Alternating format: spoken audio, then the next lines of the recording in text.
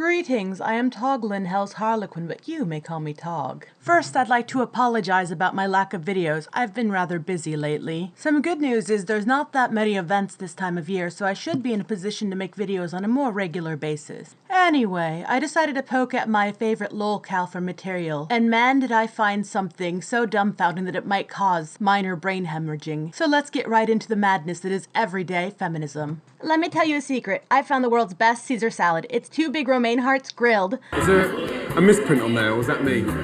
Grilled Caesar salad? No. Really?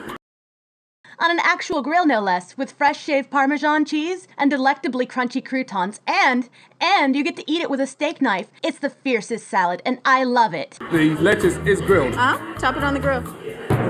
But I gotta tell you another secret. Sometimes it leaves a sour taste in my mouth. Well, my first thought is it sounds absolutely disgusting, but I know that's not where she's going with this. This is because despite all the deep care that goes into this dish, it almost always comes with a side of misgendering. I'll explain. If my budget were a wee bit bigger, I would eat at the restaurant down the street, let's call it Caesar's Palace, every day.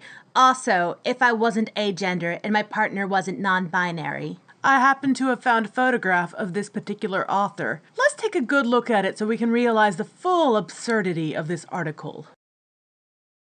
This is because from the moment we walk into Caesar's Palace to the moment we exit, we are soaked in gendering. Hello, ladies. Can I get you girls anything? The women's restroom is that way. One time we counted the word ladies used 13 times in an interaction at the table. Ow, ow, ow, ow, ow. I personally can't believe that somebody would be complaining about the staff acknowledging them and giving them this much attention. To me, it sounds like this place has great customer service. In restaurants, gendering crops up in various ways, from the microaggressive to the violent. Violent? Really? Not to mention, being misgendered can hurt on its own. But what if an employee calls you a lady and your ID doesn't match what the server sees? What if the employee questions you about your ID? Do you tell them your gender? Can you still enter? Do you still want to? This is just overly dramatic and ridiculous. When I was in high school, I was friends with this one goth boy who had chin-length blonde hair, a round face, he was short, skinny, and had freckles.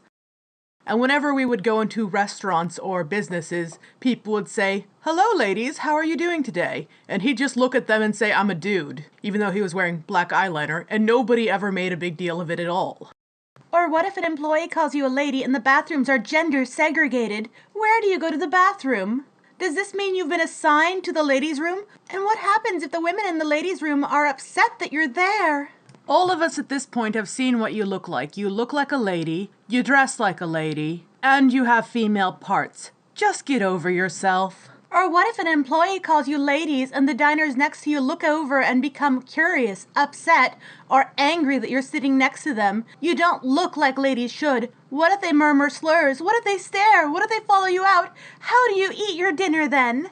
Don't look like ladies should? That's absolutely ridiculous.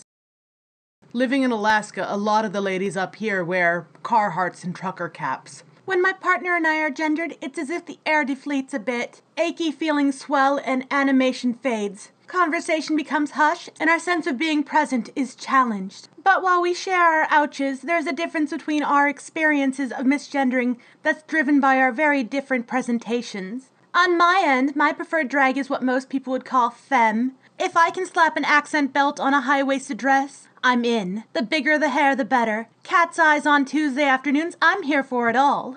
So let's look up what femme actually means. Slang for a person, especially lesbian or gay man, who exhibits stereotypical feminine traits, often in an exaggerated way. Number 2, informal. A woman or a girl. You do realize, don't you, that even if you consider your overly feminine presentation style to be more of an act or a drag, have you ever associated with drag queens? It's polite to use female pronouns around them. This article is just hurting my head at this point.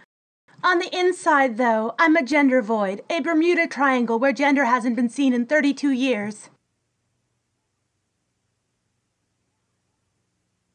What? You know what? This article is just way too ridiculous. I'm gonna stop here so I don't damage my brain. So, my lovely viewers, if you're still around, I should probably tell you specifically why I haven't been so active and why the last few weeks I've only been posting about a video a week. You see, the SenchiCon is usually my busiest event of the year and the event where I make most money. So I had to take a long break and sort of hold off on making videos so I could prepare enough stock for the con. Unfortunately though, there didn't seem to be as many big spenders this year because I only made about half of my usual income, which does put me in a bit of a crunch. But I should be okay because now that I have all this extra stock, I'm hoping to hit the holiday bazaars and markets and maybe make a little extra cash that way. So I should be okay. But if you want to help me out, I just recently opened up a t-shirt shop. I only have one design at this point, but if you'd like a Toglin t-shirt, go ahead and check it out. One bit of good news though is I got to meet one of my fans at the con. That was a rather surreal experience. Anyways, let me know what you think in the comments down below, and I wish all of you a pleasant rest of your day.